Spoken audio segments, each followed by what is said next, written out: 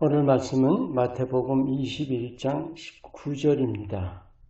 길가에서 한 무화과 나무를 보시고 그리로 가사 잎사귀밖에 아무것도 찾지 못하시고 나무에게 이르시되 이제부터 영원토록 내가 열매를 맺지 못하리라 하시니 무화과 나무가 곧 마른지라.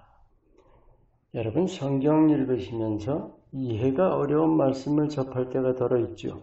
특히 예수님이 보이신 일 중에 성전 상인들의 상을 둘러엎으신 일 같은 거요. 그 정황과 의미를 알면 이해하죠. 하지만 처음 읽을 땐 좀 갸우뚱하죠.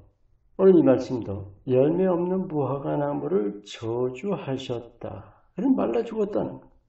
물론 자연을 다스리신다는 뜻도 있지만 우리에게 주시는 메시지가 분명히 있는 거죠. 오늘 여러분과 나눕니다. 우리가 사는 이유가 뭐냐? 바로 열매예요. 열매가 있어야 한다는 거죠. 열매가 없으면 사는 이유가 없는 거죠. 바로 그 점입니다. 이 땅 삶은 하나님이 주신 기회입니다. 하나님께서 나를 지으셨습니다. 하나님의 뜻을 두시고 지으신 거예요. 그리고 이 세상에 보내신 거죠. 세 가지를 꼭 기억하세요. 하나님의 뜻은 첫째가 하나님을 알 기회로 이 땅 삶을 주신 것이고 믿을 기회죠. 우리가 믿고 난 다음에는 영적인 성장입니다. 성화의 기회로 주셨어요. 근데 또 하나가 있습니다. 하나님께 쓰임받는 기회입니다. 하나님께서 우리를 이 세상에서 쓰시고자 보내신 거예요. 우리가 그래서 살고 있는 거예요.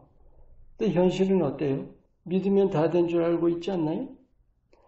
우리가 삶에서 열매 맺는 일이 얼마나 중요한가. 예수님께서 포도나무와 가지 비유 말씀하시면서 열매 없으면 버려진다고 하셨죠. 이 믿음의 열매는 뭘까요? 결국 자신의 영적인 성화와 함께 일꾼으로서의 열매를 맺어가야 하는 거죠. 그 열매는 하나님 나라에 대한 것이고 영혼에 대한 것이고 또 하나님의 영광에 대한 것이죠. 또 우리 믿는 사람들이 많은 경우에 자신의 뜻, 자신의 욕구 따라 살죠. 하나님마저도 그 자신의 뜻과 욕구를 위해서 이용하는 거죠. 흔히 그런 얘기하죠. 잘되기 위해서 믿는다. 바로 그거예요. 나를 지으시고 세상에 보내신 하나님의 뜻. 그게 우리의 존재 이유인데, 사는 목적인데, 내 뜻이냐 하나님 뜻이냐를 선택할 수 있는 걸까요? 아니죠. 우리는 믿는다면 하나님의 뜻을 따라 사는 게 당연한 거죠. 열매가 있고 없고 여부는 그게 바로 하나님이 보시는 핵심입니다. 그러면 이제 예수님께서 나무를 저주하신 이유가 뭘까요? 과일나무가 열매가 없다면 어때요?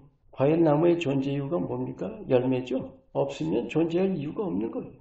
예수님께서 나무를 저주하셨다는 건 저주하신 행동 자체가 아니라 그 뜻이 중요한 거죠.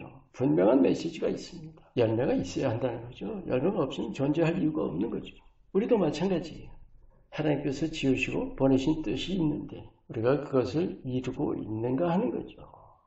하나가 영적인 성장이에요.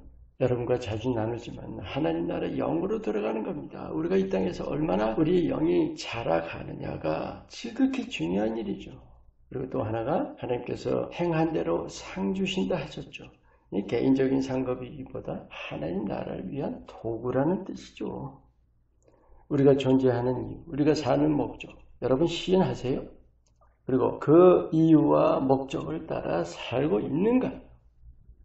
만약에 우리가 내 뜻대로 또 내 욕구대로 따라 살아간다면 그것도 나름대로 열매가 있을 거예요. 하지만 어디까지나 육신적인 열매, 인간적이고 세상적인 열매죠.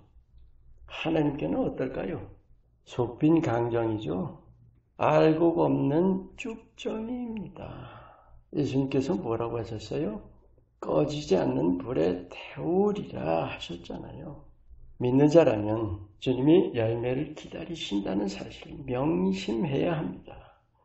다시 강조합니다. 우리가 그냥 존재하는 것이 아니에요. 우리를 만드신 뜻이 있고 세상에 보내신 뜻이 있습니다. 나 같은 죄인을 하나님 나라에 들이시려고 보내셔서 하나님 나라 들어갈 길을 친히 열어주시고 지금 우리를 이끌어주고 계시는 거죠. 또한 나만이 아니라 나를 통해 하나님 나라를 확장하시려고 보내신 거예요. 우리는 흔히 은혜에다 초점 맞추죠. 여러분 아시죠? 우리가 사랑받기를 원해요. 네, 주님을 사랑하는 데까지 나갑니까? 은혜도 마찬가지예요. 은혜 받기를 원하지만 은혜를 보답하는 데까지 가느냐 말이에요. 보답한다는 것이 은혜를 우리가 갚는 것이 아니라 주님께 충성하는 거죠. 바로 그 충성이 곧 열매에 대한 것입니다.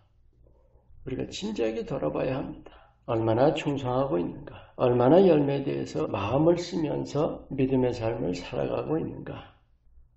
여러분 열매 맺는 일, 하나님이 기뻐하실 것이라는 걸 우리 충분히 알 수 있어요.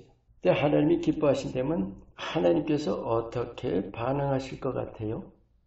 열매를 더 많이 맺게 하십니다.